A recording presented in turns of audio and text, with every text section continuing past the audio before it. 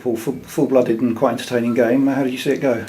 Yeah, pretty much that. I thought we had a great start to the game. The first 25 minutes was our most dominant spell, and that coincided, I think, with Glenn Sutton being on the pitch. The lad then does quite a poor tackle, I thought. Competitive tackle, but nevertheless, Glenn's got 2 holes in his foot and might have broken his foot. And the referee had a chat with his lad for about 25 minutes and not booked him. And from that point on, we were 1-0 up. Great cross from Southern, super finish from Shaquille, and we looked really good again. Broke our rhythm with Glenn coming off, lost our shape a bit, and I thought Eastbourne got back in it. Got their goal, poor goal from our, again defensively, didn't win the first header, and then we lost the player on our shoulder. But second half I thought was a real end-to-end game, especially the first half an hour of it. It was you attack, we attack, you attack, we attack. With us having the last 20 minutes again and feeling a bit hard done by that we haven't got the win. But as I said, it's a situation at the moment. We've now lost Glenn, that makes 8 players out, and you've got to look at the positives, and Shaquille was a huge positive. And when you're putting Jerson back on the pitch, when he's not been at the club for the last 3 years, for the last 15 minutes, it probably shows where we're at. But that team in there has, fought hard against a decent Eastbourne team to get something out of the game. And it wouldn't surprise me if Cloughy had gone and put it in his net for a second own goal, because that's the way it's gone for us. We hit the post, normally it comes out straight to you. It's come out to Cloughy but spun past his leg. And it's one of those seasons at the moment, and it might carry on. It might carry on.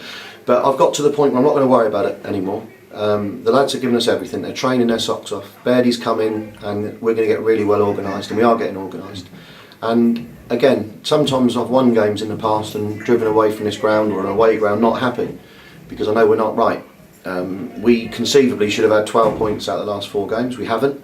We got 6, and we'll move on to next Saturday, but with a positive manner about us, because I've just seen one of the best wing performances that I've seen for a long, long time, and that has given me more hope for the future than anything. I thought Billy Medlock looked really sharp in the first half, tired a bit in the second. I thought Dundas was outstanding, and again, he's in his 300th odd game for the club, and you never get a bad game from him. And I thought Cooper and Cloughy again looked a great partnership. So lots of positives, and we're hoping to bring someone in over the weekend to replace Delbins, who looks like he's out for the season. That's more horrific news for me. But I've decided just to crack on with it and smile about it, and just cope the best we can. You talk about Shaq, that's 2 weeks on the trot, experienced defenders, he's made to look very slow.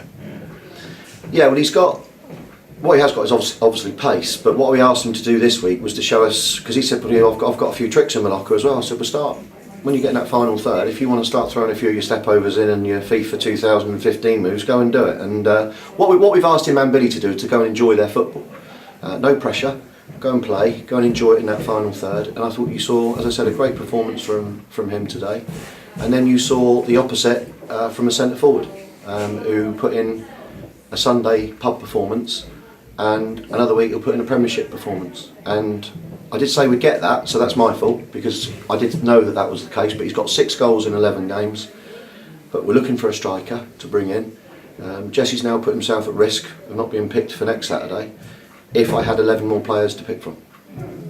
Talking about Jerson coming back, what's the story behind that? Just got a phone call from Jerson asking, he's spoken to James Bracken. James Bracken said, you better ring the gaffer before I say you can come back in. And the Wanderer's returned. He's gone down as low as Ryman 1 South, and probably lower than that. Didn't think for 1 minute he'd get anywhere near the first team, but he trained twice this week, he looked alright. And I had nothing else up front to go and give 10 minutes to, when Billy was clearly out of gas. I thought Jerson did alright. Yeah, he did okay, but that's where we're at. And as I said, I'm trying to stay nice and relaxed about it, because if not, I'll end up back where I was 3 weeks ago, and I'm not prepared to go there. And just looking at next week now, another home game against Hemel Hempstead, hopefully the luck might change a little bit. Doubt it. I doubt it. I mean, I've lost my best midfield player now. I've lost my best winger. Lewis John just walked past me. He's still got another month out. Callum Hart wasn't available today again, so I doubt if it will change. But what I do hope is that next Saturday Shaquille plays as well as he's just done, and that Dundas keeps going like he's going, and if Jesse gets another chance, he puts a shift in. Okay.